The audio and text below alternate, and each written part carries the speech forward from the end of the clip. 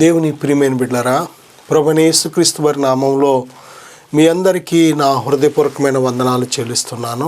దేవుడు దయచేసిన ఈ మంచి విలువైన ఘనమైన సమయాన్ని బట్టి దేవునికే మహిమ కలుగును గాక. మరి ప్రతిరోజు ఇదే సమయంలో ఇదే ఛానల్లో తప్పనిసరిగా దేవుని వాక్యాన్ని వీక్షించండి. మీ ప్రార్థన అవసరతలు మాకు తెలియచేయండి, మేము మీకోసం ప్రార్థిస్తున్నాం. ప్రియ బిడ్డలారా, ఈరోజు దేవుని యొక్క వాక్యాంశం కానీ మనం చూసినట్లయితే తగ్గింపు అనే అంశం మీద దేవుని వాక్యాన్ని మనం ధ్యానం చేయబోతున్నాం. దేవుని వాక్యం ధ్యానించే ముందుగా చిన్న ప్రార్థన కూడా చేసుకుందాం. పరిశుద్ధుడా, ఘనమైన తండ్రి, ఈ వాక్యాన్ని ఆలకిస్తున్న ప్రతి బిడ్డను ఇప్పుడే మీ స్వాధీనపరుచుకో తండ్రి. నాయన, తగ్గింపు అనే అంశం మీద మాతో మాట్లాడబోచినందుకు స్తోత్రాలు. నాయన, బిడ్డలను దర్శించండి, దీవించండి, మాట్లాడమని యేసుక్రీస్తు వారి నామములో అడుగుచున్నాను తండ్రి, ఆమేన్. ప్రియ బిడ్డలారా, తగ్గింపు ఎందుకు తగ్గించుకోవడం వల్ల ఏంటి లాభం? భూమి మీద మనుషులమైన మనము తగ్గించుకోవాలంటారా? ఈరోజు చాలా మాటలు మనం వింటూ ఉంటాం. తగ్గించుకోను అనే మాటలు మనం వింటూ ఉంటాం. మనుషులు ఎలాగున్నారంటే వారిని వారు హెచ్చించుకునేవారుగా ఉన్నారు. మనుష్యుడు హెచ్చించుకోవడానికి అసలు ఏమాత్రపు వాడు.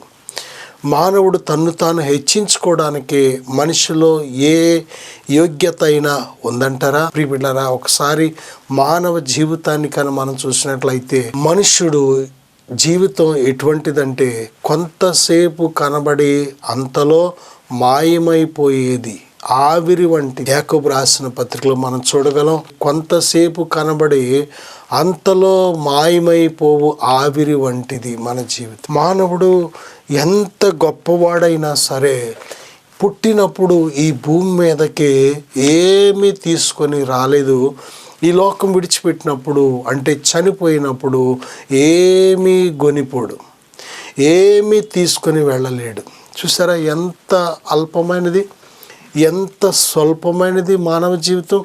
ఈ స్వల్పమైన మానవ జీవితంలో ఏమీ తేలేదు, ఏమీ పట్టుకోలేదు. దేని బిడ్డలారా, కొంతసేపు కనబడి అంతలో మాయమైపోయేది. మన ఆయుష్ ఎంత అంటే బైబిల్ స్పష్టంగా చెప్తుంది, 70 అధిక బలం ఉన్న ఎడల 80 సంవత్సరాలు. ఒకవేళ దేవుడు తన మహాకృపను బట్టి ఇంకా నీకు 80 ఇచ్చాడనుకో, ఇంకా 90 ఇచ్చాడనుకో, ఇంకా చాలా దేవుని కృపది. ఎంతగా దేవునిని మనం కొనియాడాలో, ఎంతగా దేవునిని మనం స్తుతించాలో ఆయన ఇచ్చిన ఆయుష్ను బట్టి. ప్రియ బిడ్డలారా, ఎందుకు తగ్గించుకోవాలి? మనం తగ్గించుకొనుట ద్వారా లాభాలేంటి? ప్రియ బిడ్డలారా, చూడండి, దేవుడు మనను సృజించిన సృష్టికర్త. మనం దేవుని సృష్టి. దేవుడు మనల్ని నిర్మించాడు, దేవుడే మనల్ని పుట్టించాడు, దేవుడే మనకు అవయవాలు ఏర్పాటు చేశాడు, దేవుడే ఆత్మనే దీపాన్ని వెలిగించి ఇచ్చాడు మనకు, దేవుడే ప్రాణం పోశాడు, దేవుడే తన అరచేతుల మీద మన దేహాన్ని చెక్కాడు. దేని బిడ్డలారా, మరి మన అంతరింద్రియములను దేవుడే నిర్మించాడు. అంతేకాదు, మనము ఈ భూమి మీద జన్మించిన నాటి నుండి ఈ భూమి మీద బ్రతుకు కాలం అంతయు కూడా మనకు కావలసిన ప్రాణవాయువు దేవుడిచ్చాడు. మనం భుజించడానికి కావలసిన ఆహారం ఇచ్చాడు, మనం త్రాగడానికి కావలసిన మంచి నీరు ఇచ్చాడు. మనం ఈ భూమి మీద మరి చక్కగా సంతోషంగా మరి దేని బిడ్డ జీవించడానికి ఒక కుటుంబ వ్యవస్థని ఇచ్చాడు. స్త్రీకి ఒక భర్తని, పురుషుడికి ఒక భార్యని, అలాగే వారికి పిల్లలు అని, అలాగే రక్త సంబంధులు అని, అలాగే భూమి మీద నివాసం చేయడానికి ఒక గృహం అని. దేని బిడ్డలారా, అలాగే జీవనాధారంగా ఒక పని లేక ఉద్యోగం లేక ఒక వ్యాపారం ఏదైతే మనం ఈరోజు కలిగి ఉన్నామో అదంతా కూడా దేవుడు ఇచ్చినదే. దేవుడే ఆలోచన ఇచ్చి నడిపించాడు అనే విషయాన్ని మనం గ్రహించాలి. దేవుని ప్రియమైన బిడ్డలారా, తప్పనిసరిగా దేవుడు మనను సృజించిన దేవుడు కనుక, ఆయన సర్వశక్తిమంతుడు కనుక, ఈ సమస్త భూమి ఆకాశములను సమస్త సృష్టిని అందున్న సమస్తాన్ని సృజించిన వాడు కనుక, దేని బిడ్డలారా, మనం తప్పనిసరిగా దేవుని దగ్గర మనం తగ్గించుకోవాలి. దేవుని ముందు మనం తగ్గించుకోవాలి. దేవుడు అందరికంటే గొప్పవాడు. మనుషుల అందరికంటే గొప్పవాడు దేవుడు. ఈ లోకంలో మనం ఎన్ని రకాల మరి ఆత్మలు ఉన్నాయో, మరి దేవదూతలు ఉన్నారు, అలాగే మనకు విరోధి అయిన సాతాను వాడి యొక్క బృందం, మరి కోటాను కోట్ల దూతలు ఉన్నారు. అయితే వీరందరికంటే దేవుడు గొప్పవాడు, సర్వశక్తిమంతుడు దేవుడు. కనుక మనం తగ్గించుకోవాలి. దేని బిడ్డారా, మనం అన్ని విషయాల్లో మనం దేవుని దగ్గర తగ్గించుకోవడం మంచిది. తగ్గించుకోవడం అంటే మాట వినడం, తగ్గించుకోవడం అంటే దేవునిని దేవునిగా గణపరచడం. దేని బిడ్డారా, దేవుని పిల్లలుగా దేవుడు మన నుంచి కోరేది ఏంటంటే తగ్గించుకోవాలి. దేని బిడ్డారా, తగ్గించుకోవడం వల్ల చాలా లాభాలు ఉన్నాయి. ఏమిటి అవి అని కానీ మనం చూస్తే, ఎవరు తగ్గించుకుంటారో వారిని దేవుడు హెచ్చిస్తాడు. యాకోబు రాసిన పత్రిక 4:10 ప్రభువు దృష్టికి మిమ్మును మీరు తగ్గించుకొనుడి, అప్పుడు ఆయన మిమ్మును హెచ్చించును. దేవుని దృష్టిలో మనలను మనం తగ్గించుకునే వారిగా ఉండాలి. దేవుడు అప్పుడే మనను హెచ్చిస్తూ ఉంటాడు, మన తోటి వారి కంటే హెచ్చిస్తూ ఉంటాడు, మన యొక్క చుట్టుపక్కల ఉన్న మనుషులందరికంటే హెచ్చిస్తూ ఉంటాడు. దేని బిడ్డలారా, చూడండి, మనము ప్రభువు దృష్టికి తగ్గించుకునే వారిగా ఉండాలి. మనుషుల దృష్టిలో చాలాసార్లు వినయ మనస్కులుగా మనం జీవిస్తూ ఉంటాం. పై అధికారుల దృష్టిలో చాలా తగ్గింపు కలిగినట్లు జీవిస్తూ ఉంటాం. మన పైన ఉన్న యొక్క పెద్దలు ఉంటే ఆ పెద్దల దృష్టిలో తగ్గింపు కలిగిన వారిగా జీవిస్తూ ఉంటాం. ధనవంతుల దగ్గర తగ్గింపు కలిగిన వారిగా జీవిస్తూ ఉంటాం. పై అధికారుల దగ్గర తగ్గింపు కలిగిన వారిగా జీవిస్తూ ఉంటాం. మంచిదే. దేని బిడ్డారా, తల్లిదండ్రి దగ్గర తగ్గించుకుని జీవిస్తూ ఉంటాం. మంచిది. దేని బిడ్డారా, సేవకుల దగ్గర, దైవజనుల దగ్గర తగ్గించుకొని జీవిస్తూ ఉంటాం. మంచిదే. అయితే దేని బిడ్డారా, ప్రభువు దృష్టిలో మనం తగ్గించుకోవడం ఇంకా అవసరం, చాలా అవసరం. ప్రభువు దృష్టికి మనలను మనం ఎప్పుడైతే తగ్గించుకుంటామో దేవుడు మనలను హెచ్చించే దేవుడు. ఒకరిని హెచ్చించువాడు దేవుడే, ఒకరిని తగ్గించువాడు దేవుడే. ప్రభువు దృష్టికి ఎందుకు మనం తగ్గించుకోవాలి అంటే బైబిల్ చెప్తుంది, కీర్తన 75:7 దేవుడే తీర్పు తీర్చువాడు, ఆయన ఒకరిని తగ్గించును ఒకరిని హెచ్చించును. ఆయన దేని మీద నువ్వు పడుతున్న మరి ప్రతి శ్రమను చూస్తూ ఉంటాడు, ఎదుర్కొంటున్న ప్రతికూలమైన పరిస్థితులను చూస్తూ ఉంటాడు ఆయన. చూడండి, యాకోబు తన మామ దగ్గర మోసపోయి తన కష్టార్జితం అంతటిని పోగొట్టుకుంటూ ఉంటున్నాడు. ఎవరు చూశారు? దేవుడు చూశాడు. దేని బిడ్డలారా, నిజమే, చూచుచున్న దేవుడు ఆయన. మనం ఎక్కడెక్కడ నష్టపోతూ ఉంటామో, మోసపోతూ ఉంటామో, ఇబ్బందులు పడుతూ ఉంటామో అవన్నీ దేవుడు చూస్తూ ఉంటాడు. నా సహోదరుడా, సహోదరి, ఒకరిని హెచ్చించేది దేవుడే. నీకు విరోధంగా ఉన్న శత్రువులతో సైతము మాట్లాడి దేని బిడ్డలారా మరి నీకు ఎటువంటి హాని కలగకుండా భద్రపరిచేది కూడా దేవుడే. మనం తగ్గించుకోవడం మంచిది. మనల్ని మనం హెచ్చించుకుంటే మనల్ని మనం పడిపోతాం, మనల్ని మనం హెచ్చించుకుంటే తగ్గిపోతాం. తన్ను తాను హెచ్చించుకునేవాడు తగ్గించబడతాడని బైబిల్ చెప్తుంది. నిన్ను నువ్వు హెచ్చించుకుంటే అది నీకు మంచిది కాదు. దేని బిడ్డలారా, దేవుడు మనలను హెచ్చిస్తే ఏ నరుడు కూడా ఇక నిన్ను పడగొట్టలేడు. దేవుడు హెచ్చించే వరకు ఏం చేయాలంటే ఆయన బలిష్టమైన చేతి కింద దీన మనస్కులుగా మనం జీవించాలి. దీనులుగా ఉంటున్నామా? దేవుని మాటకు లోబడుతున్నామా? మనం దేవుని ఆజ్ఞలు గైకుంటున్నామా? మనం ఎంతవరకు దేవుని మాట వింటున్నాం? నిజమే దేని బిడ్డలారా, చాలా మందిలో గర్వం అనేది ఏలుబడి చేస్తూ ఉంటుంది. లెక్కలేనట్టు వాక్యం అనేది వారు లెక్క చేయరు, వినరు, విన్నా లోబడరు. ఇది గర్వం అన్నమాట. వారిని వారు హెచ్చించుకుంటూ ఉంటారు. దేవుడు అంటున్నాడు కదా, మాట వినుట శ్రేష్టం. గొర్రెలు లేక పొట్టేళ్ళు ఆయనకు అక్కర్లేదు, మాట వినుట శ్రేష్టం. మాట వినేవానికే దేవుడు గొప్ప గొప్ప బాధ్యతలు అప్పగిస్తూ ఉంటాడు. దేవుని మాట అంటే లెక్కలేనితనం, దేవుని వాక్యం అంటే లెక్కలేనితనం, దేవునితో సహవాసం అంటే లెక్కలేనితనం. ఇలాగ ఉందనుకోండి, మన మనసు అలాగ ఉందనుకోండి, దేవుడు ఎప్పటికీ మనను ఆశీర్వదించలేడు, హెచ్చించలేడు. ప్రియబిడ్డలారా, మనం దేవుని చేత హెచ్చించబడాలంటే ప్రభువు దృష్టిలో మనలను మనం ఏం చేయాలంటే తగ్గించుకోవాలి. తగ్గించుకోవడం వల్ల తప్పేమి కాదు, తగ్గించుకోవడం వల్ల అదేమి పాపము కాదు. తగ్గిపోవు నువ్వు. దేవునికి భయపడాలి. మనం దేవునికి భయపడి తగ్గించుకొని దేవుని మాట ఎప్పుడైతే మనం గైకొంటామో దేవుని దృష్టిలో మనం పడుతున్నాం. దేవుని బిడ్డలారా, యోసేపు తగ్గించుకున్నాడు. అన్నలు అమ్ముతున్నా తగ్గించుకున్నాడు. ఆ కొనుక్కునేవాడు తీసుకెళ్తుంటే తగ్గించుకున్నాడు. ఆ యొక్క యజమాని వెట్టి చాకరీ చెప్తే తగ్గించుకొని చేశాడు.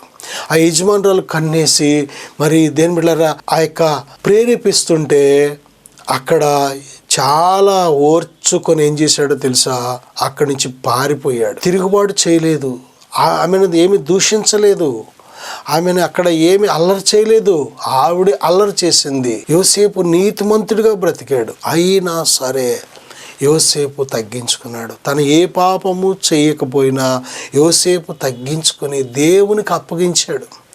జైలులో వేయబడిన దేవునికి అప్పగించాడు, తగ్గించుకున్నాడు. అంతే. ఏమాత్రము కూడా మరి దేని బిడ్డలారా పగ తీర్చుకోవడానికి ప్రయత్నం చేయలేదు, దూషించడానికి ప్రయత్నం చేయలేదు, లేకపోతే తిరుగుబాటు చేయడానికి ప్రయత్నం చేయలేదు. కానీ న్యాయముగా తీర్పు తీర్చే దేవునికి తన జీవితాన్ని అప్పగించుకున్నాడు. నా సహోదరుడా, సహోదరి, నీతిమంతులకు కలుగు ఆపదలు అనేకములు అయినను దేవుడు వాటన్నిటి నుండి వారిని విడిపిస్తాడు. నిజంగా నీతి కొరకు నువ్వు బ్రతుకున్నప్పుడు ఆకలి దప్పులు కూడా ఎదురవుతూ ఉంటాయి. నీతిగా బ్రతుకుతుంటే హింసలు ఎదురవుతూ ఉంటాయి. నీతిగా బ్రతుకుతుంటే లేనిపోయిన అబద్ధాలు, చెడ్డ మాటలు వస్తూ ఉంటాయి. అయినా భయపడకు, ఎందుకంటే నువ్వు నీతిగా బ్రతుకుతున్నావు. నీ నీతి నిన్ను రక్షిస్తుంది, నీ నీతి నిన్ను హెచ్చిస్తుంది, నీ నీతి నిన్ను విడిపిస్తుంది. ఏదో ఒకరోజు నీ నీతి నీకు గొప్ప సంతోషం తెచ్చిపెడుతూ ఉంటుంది, ఒక ఉన్నతమైన ఘనతను తెచ్చిపెడుతూ ఉంటుంది. నా సహోదరుడా, ఈ యొక్క మరి నిందలు లేకపోతే, ఆకలి దప్పులు లేకపోతే, లేక నీ మీద మరి శత్రువు దాడి అనేది లేకపోతే అసలు ఘనత అనేది ఎప్పటికీ నువ్వు పొందుకోలేవు. నిజమే, నిన్ను ఘనపరిచే ముందు, దేవుడు నిన్ను హెచ్చించే ముందు దేని బిడ్డలారా కొద్దిసేపు దేనికి అప్పగిస్తాడంటే ఒక్కోసారి ఆకలి దప్పులకు అప్పగిస్తూ ఉంటాడు. ఎందుకంటే నువ్వు నీతిమంతుడవు, నీతిమంతురాలవు, దేవునికి స్నేహితుడవు, దేవుని రాజ్యానికి వారసుడవు కనుక నీతిమంతులను ఆయన ఎన్నడూ విడిచిపెట్టడు. కానీ దేని బిడ్డలారా నీతిమంతులకి ఈ లోకం యోగ్యమైనది కాదు. కాబట్టి ఈ లోకంలో ఉన్నంతసేపు ఏదో ఒక పరిస్థితి ద్వారా మన విశ్వాసం పరీక్షించబడుతూ ఉంటుంది. నా సహోదరుడా, సహోదరి, బైబిల్ చెప్తుంది కదా, మత్తయి సువార్త 23వ అధ్యాయం 12వ వచనం, అలాగే 18వ అధ్యాయం 14వ వచనం, కానీ లూకా సువార్త 14వ అధ్యాయం 11వ వచనం కానీ మనం చూసినట్లయితే, తన్ను తాను హెచ్చించుకొను ప్రతివాడును తగ్గింపబడును, తన్ను తాను తగ్గించుకునివాడు హెచ్చింపబడును. ఎవరికి వారు హెచ్చించుకునే విధానంగా ఉండకూడదు. అసలు మనం దేని బిడ్డారా మన అందచందాలను బట్టి మనం హెచ్చించేసుకుంటూ ఉంటాం, మనకున్న ధన సంపదను బట్టి హెచ్చించేసుకుంటూ ఉంటాం. ఈ లోకంలో ఏవో పెట్టుకొని దేని బిడ్డారా మేము గొప్పవారం అంటే మేము గొప్పవారం, వాళ్ళకంటే మేము ఎక్కువ, వీళ్ళకంటే మేము ఎక్కువ అని ఎవరికి వారు హెచ్చించేసుకుంటూ ఉంటారు. నిన్ను నువ్వు హెచ్చించుకున్నావు అంటే నిన్ను నువ్వు తగ్గించుకుంటున్నావు అని అర్థం. నిన్ను నువ్వు హెచ్చించుకుంటున్నావు అంటే నిన్ను నువ్వే పడగొట్టుకుంటున్నావు అని అర్థం. నిన్ను హెచ్చించేది దేవుడు. మనుషులు మనలను హెచ్చిస్తే మనుషులే మనల్ని పడగొడతారు. దేని బిడ్డలారా నిన్ను నువ్వు హెచ్చించుకున్నావు అంటే నిన్ను నువ్వే పడగొట్టుకుంటున్నావు అని అర్థం. దేవుడు నిన్ను హెచ్చిస్తే దేవుడు పట్టుకుంటాడు పడకుండా.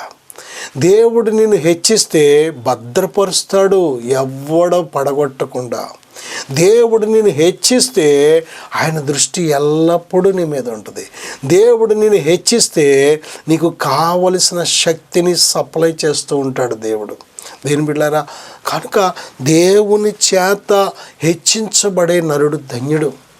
నిజమే దేని బిడ్డారా, అబ్రహాముని దేవుడు ఏమన్నాడంటే నా స్నేహితుడు అంటున్నాడు. బిడ్డారా, మోషేని గురించి ఏమన్నాడంటే నా ఇల్లంతటిలో నమ్మకమైన వాడు అంటున్నాడు. చూడండి ఎంత గొప్ప ఘనత. నోవహుతో దేవుడు ఏమన్నాడంటే ఈ తరము వారిలో నీవే నా ఎదుట నీతిమంతుడిగా ఉన్నావు అంటున్నాడు. చూడండి, యోబు కోసం దేవుడు ఏమంటున్నాడంటే ఇదిగో యోబు, నా సేవకుడైన యోబు నీతిమంతుడు, న్యాయవంతుడు, యథార్థవంతుడు, చెడుతనాన్ని విసర్జించి నా యందు భయభక్తులు కలిగిన వాడని దేవుడే చెప్తున్నాడు. ఎంత గొప్ప ఘనత. మన కోసం మనం చెప్పుకుంటే విలువ ఉండదు, మనం ఎవరితోనైనా చెప్పిస్తే విలువ ఉండదు.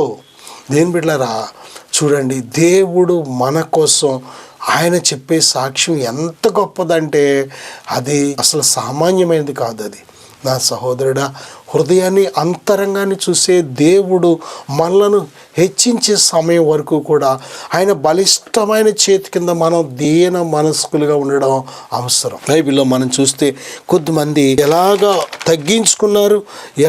తగ్గించుకున్నారు తమ్మును తామని చూస్తే మత్తయి సువార్త 3:11 బాప్తిస్మిచ్చి యోహాను ఆయనంట భూమి మీద స్త్రీలు కనిన నరులు అందరికంటే గొప్పవాడంట.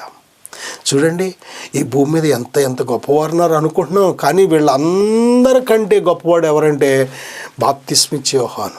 స్త్రీలు కనిన వారిలో బాప్తిస్మిచ్చి యోహాను కంటే గొప్పవాడు లేడు అని ప్రభువే చెప్తారు. అయినా సరే పరలోక రాజ్యంలో అల్పుడైన వాడి కంటే తక్కువ అయినా అయితే భూమి మీద ఉన్న నరులందరిలో కూడా మరి దేని బిడ్డలారా ఆ బాప్తిస్మిచ్చి యోహాను చాలా గొప్పవాడని ప్రభువే సాక్ష్యం చెప్పారు.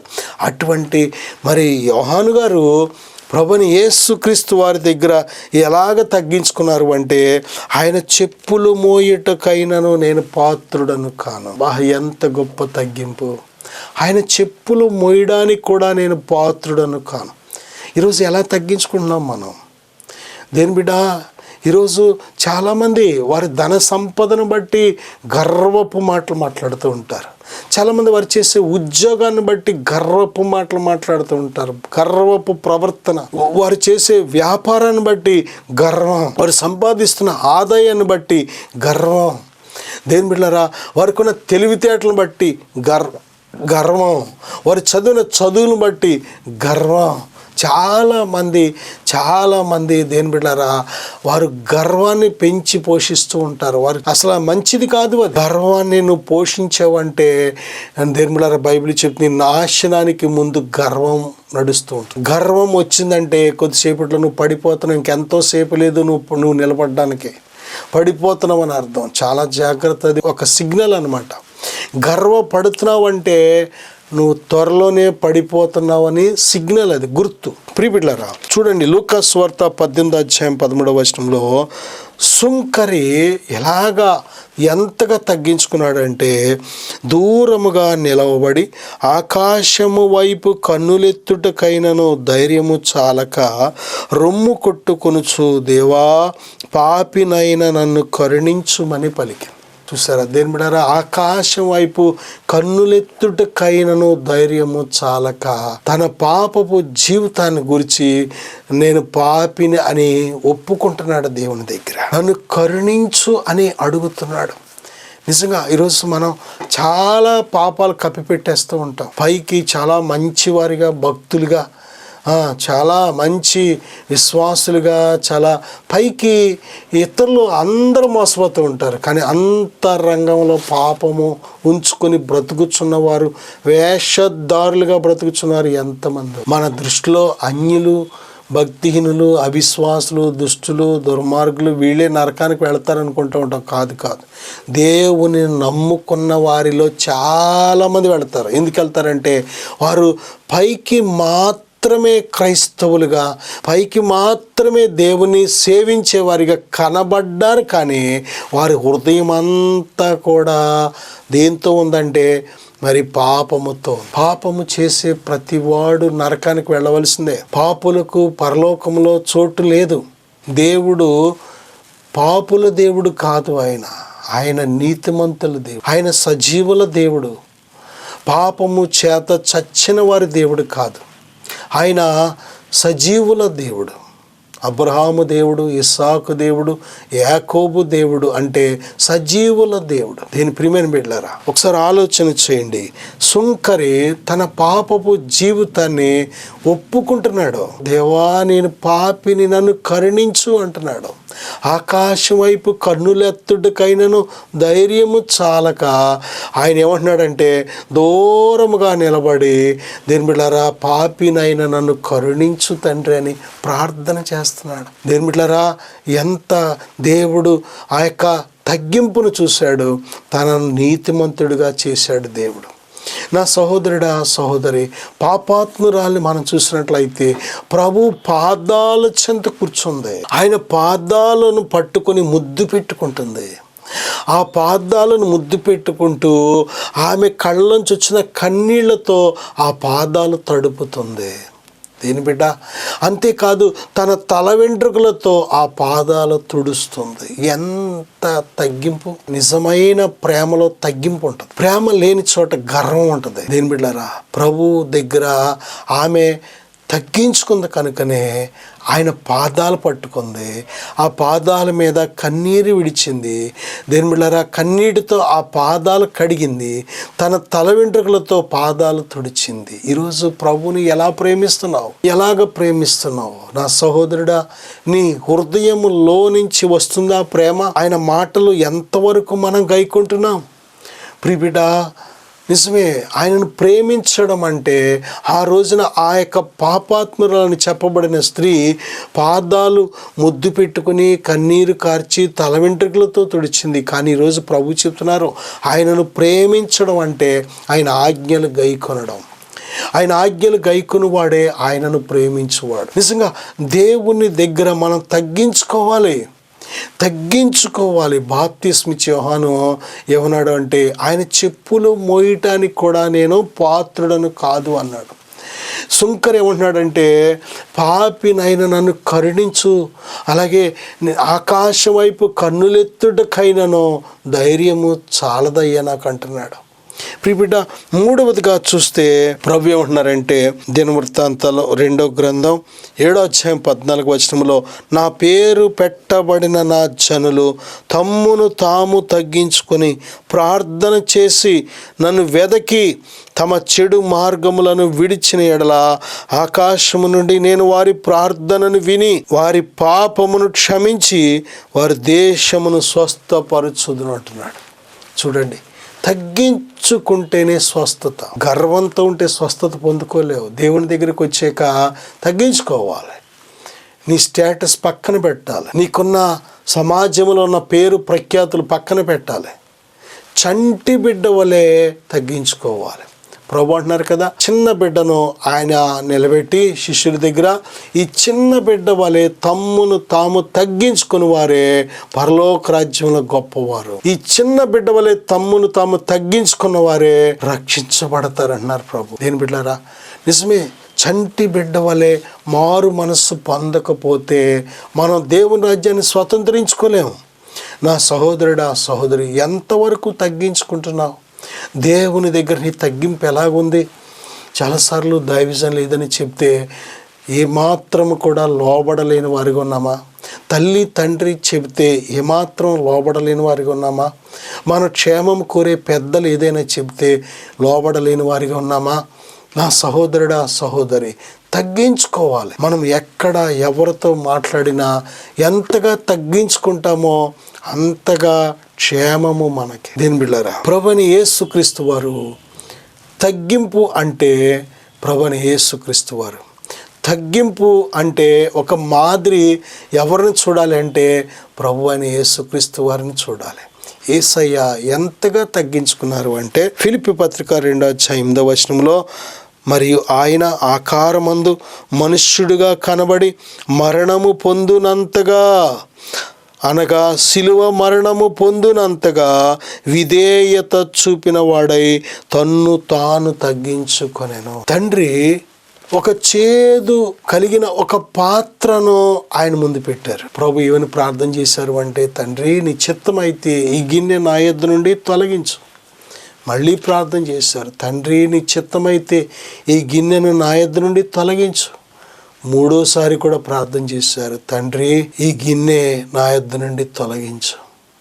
నేను ఈ గిన్నెలోనిది త్రాగితేనే కానీ ఇది నా యొద్ద నుండి తొలగింపబడని ఎడల నీ చిత్తమే సిద్ధించునుగాక. చూసారా ఎంతగా తండ్రి ఆజ్ఞను తూచ తప్పకుండా కుమారుడైన ప్రభువైన యేసుక్రీస్తు వారు గైకొన్నారు. ఏంటి ఆ పాత్ర అంటే మరణము చూపునంతగా, మరణము నొందునంతగా. అవును, సిలువ మీద నువ్వు మరణం పొందాలి అని తండ్రి ఆజ్ఞాపిస్తే సరే నీ చిత్తమే సిద్ధించునుగాక అని కుమారుడు తండ్రికి విధేయత చూపించాడు, తగ్గించుకున్నాడు. మాట వినడమే తగ్గించుకోవడం. తగ్గించుకోవడం అంటే తలదించుకోవడం కాదు. తగ్గించుకోవడం అంటే మౌనంగా ఉండడం కాదు. తగ్గించుకోవడం అంటే చేతులు కట్టుకొని నుంచోవడం కాదు. ఇది పచ్చి మోసం అన్నమాట. తలదించుకోవడం, మౌనంగా ఉండడం, చేతులు కట్టుకోవడం ఇది తగ్గింపు కాదు. ఇది తగ్గించుకోవడం అంటే మాట వినడం. మాట వినడమే తగ్గించుకోవడం. ఆయన చెప్పిన మాట విని జీవించడమే తగ్గించుకోవడం. నా సహోదరుడా, సహోదరి, మోసపోవద్దు. దేవుడు వెక్కిరింపబడడం. నిన్ను హెచ్చించాలని దేవుడు ఆశపడుతున్నాడు. ఆయన హెచ్చించాలి అంటే నువ్వేం చేయాలంటే తగ్గించుకోవాలి. నువ్వు స్వస్థత పొందాలంటే తగ్గించుకోవాలి. క్షమించవలసిన వారిని క్షమించాలి. ప్రేమించవలసిన వారిని ప్రేమించాలి. దేని ప్రియబిడ్డ, దేవుని మాట వినకుండా అంటే తగ్గించుకోకుండా దేవుడి నుంచి ఏం ఆశిస్తున్నావు? దేవుడు నువ్వు అడిగిన ప్రతీదీ కూడా ఇవ్వడానికి సిద్ధంగా ఉన్నాడు. అయితే ఆయన నీ నుంచి కోరేది ఏంటంటే తగ్గించుకోవాలి. గర్విష్ఠులకు ఆయన సన్నిధిలో చోట్లేదు. గర్వం ఉన్నవారిని అంటే దేవునికి అసహ్యం. గర్వం అనే పాపము ఉండడం వల్లే దేవుడిరా దేవదూత గింటివేయబడ్డాడు. ఆయన సన్నిధిలో మరి ఒకప్పుడు అగ్ని జ్వాల వలె ఉండేవాడు. మరి నిప్పుల మధ్య నడిచేవాడు, అగ్ని మధ్య నడిచేవాడు. గర్వం అనే పాపం ఎప్పుడైతే కనబడిందో వెంటనే దేవుడు తన పోస్ట్ నుంచి తీసేశాడు. నా సహోదరుడా, సహోదరి, ఎలాగుంది మన ఆత్మీయ జీవితం? ఎంతవరకు మనం తగ్గించుకుంటున్నాం? మనం హెచ్చించబడాలంటే తగ్గించుకోవాలి. దేవుడు హెచ్చించే వరకు ఆయన బలిష్టమైన చేతుల కింద తగ్గించుకోవాలి. మనం నువ్వు ఎంతగా తగ్గించుకుంటే నీ బ్రతుకు దినాలు అంత క్షేమంగా ఉంటాయి. కాబట్టి తగ్గించుకుందాం. నేను మీకోసం చిన్న ప్రార్థన చేయాలని ఆశపడుతున్నాను. ప్రభువా, ఇప్పుడే తండ్రి నాయన ఈ ప్రార్థనలోకి విసిన ప్రతి బిడ్డను దర్శించండి. ఎలాగ తగ్గించుకోవాలో నేర్పించండి. గర్వం ఉంటే తీసివేయి నాయన. హెచ్చించుకునే గుణం ఉంటే తీసివేయి ప్రభువా. మీ యందు సంపూర్ణ విశ్వాసం నాయన, మీ ఆజ్ఞలు పూర్తిగా గైకునేవారిగా నాయన బిడ్డలను సిద్ధపరచండి ప్రభువా. గర్వం వల్లే అపవాది గెంటివేయబడ్డాడు తండ్రి. ఈరోజు నాయన ఎవరు దీనుడై తగ్గించుకుంటాడో, మీ మాట విని నాయన వణుకుతాడో, భయపడతాడో, నాయన మీ వాక్య ప్రకారం జీవిస్తాడో వానినే మీరు దృష్టిస్తున్నారు ప్రభువా. మీ దృష్టిలో మేము తగ్గింపు కలిగిన వారిగా ఉండుటకు సహాయం దయచేయండి. మాలో ఎటువంటి గర్వం ఏలుబడి చేయకుండా ప్రభువా, ఇదిగో మీరే ఒక మాదిరిగా మా జీవితాలకు నాయన చూపించారు కనుక ఆ మాదిరిని మేము గైకొంటకు సహాయం దయచేయమని ఈ ప్రార్థనలో ఏకీవిస్తున్న ప్రతి బిడ్డను ఇప్పుడే తండ్రి నాయన ఆత్మలో తగ్గింపు దయచేయమని దీవించుమని యేసుక్రీస్తు వారి నామములో అడుగుచున్నాను తండ్రి. ఆమేన్. God bless you.